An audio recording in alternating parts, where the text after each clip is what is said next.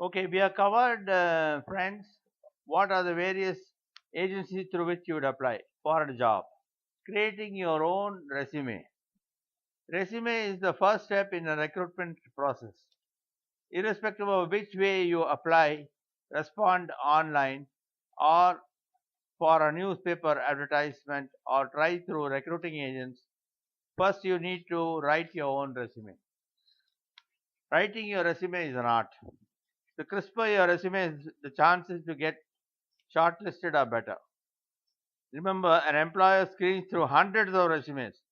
On an average, a resume is looked at for maybe 5 to 6 seconds before one decides to go through the profile in detail. That means in 10 seconds, the interviewer or the screener has made a decision about your resume, whether it will be selected or thrown in the reject pile. So it should have all that an employer is looking for. Your resume should be such that it warrants his attention. The resume should say who you are, apart from your personal details like name, age, communication address. Provide your academic background, professional experience, if any, etc. You may be studying in an arts and science college, a commerce college, an engineering college, or anything institution, journalism, CA course, whatever. Put it in your resume. Do not provide subjective marks that will run to pages. No one is interested in your list of scorecards achieved in school days, giving a verbatim description of the scorecard. It's not required. When they ask for it, then you can produce it and have it verified. Don't have to bring it even to the interview unless they specify that you need to bring it. If there are any significant achievements, state them. You may have topped the year in school in Hindi, so just say that. Account for all your time. You must not have gaps in your resume. Whatever small a gap should be mentioned. Supposing you were ill, say you were landed in some illness, say typhoid or chickenpox, and you spent probably 6 months in the hospital. Please mention that also by saying that this period is not shown because I was ill at that time. If there are gaps in your education or job that may work to your disadvantage, you may have to have some genuine reason for that to explain the gap.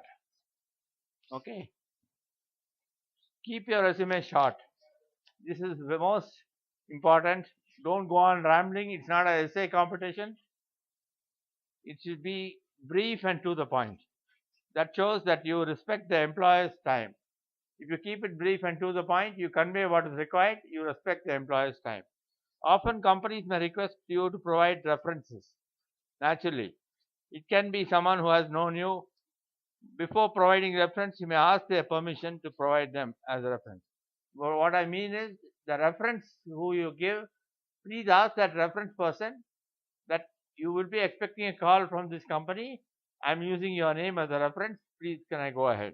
You'll get yes as an answer, and so he'll be prepared. You may also want to brief them about what they may be asked about.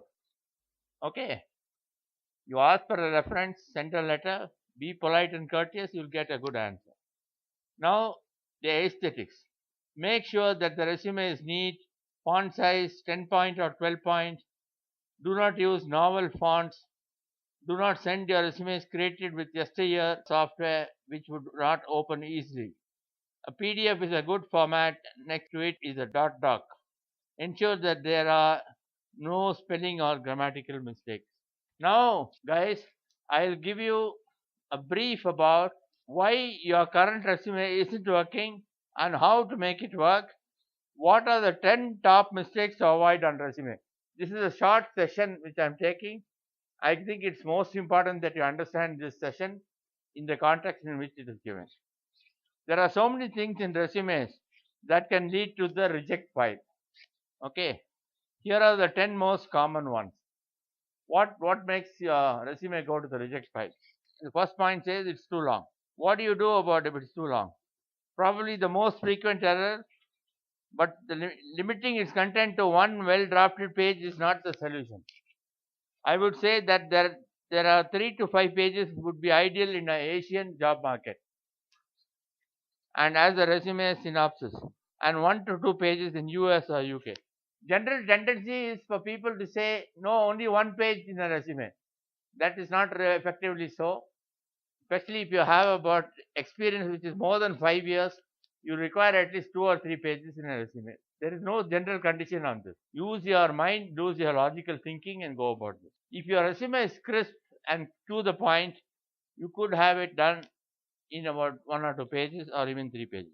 A crisp resume summary is also required.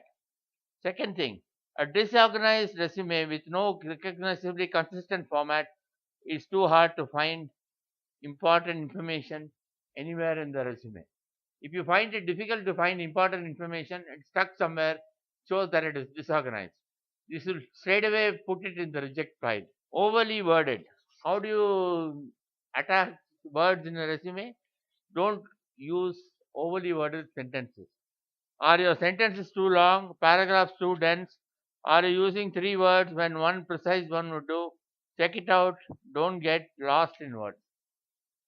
Then the next point is lacks essential results or significant accomplishment. What this means is without quantifiable achievements, you are missing strong selling points. Example, achieved 100% sales target in third quarter 2012-13. This is a very good way of showing your achievement record.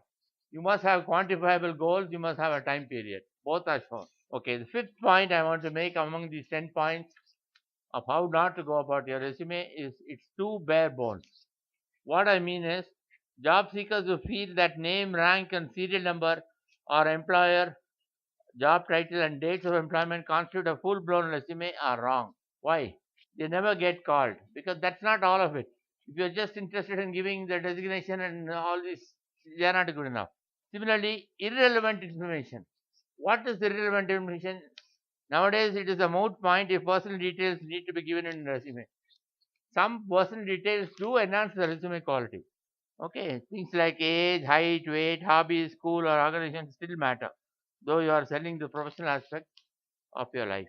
Probably employers have no right to other personal information. The rules have changed. They need to know your total picture.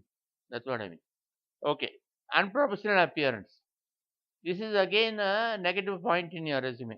Poor typing, poor printing, even with the best qualifications, you can't get past a sloppy presentation.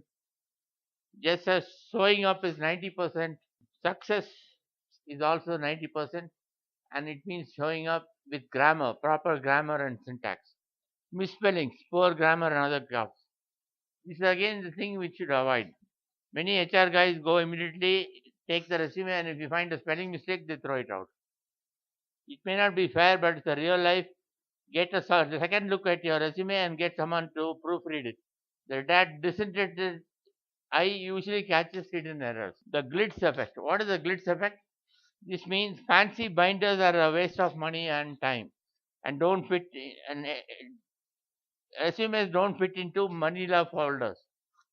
Photographs and usually paper colors are a deterrent rather than a benefit. Don't embellish your resume with all these things. Misdirected to incorrect individuals. This is the last point I want to make about how to avoid your resume going to a reject file.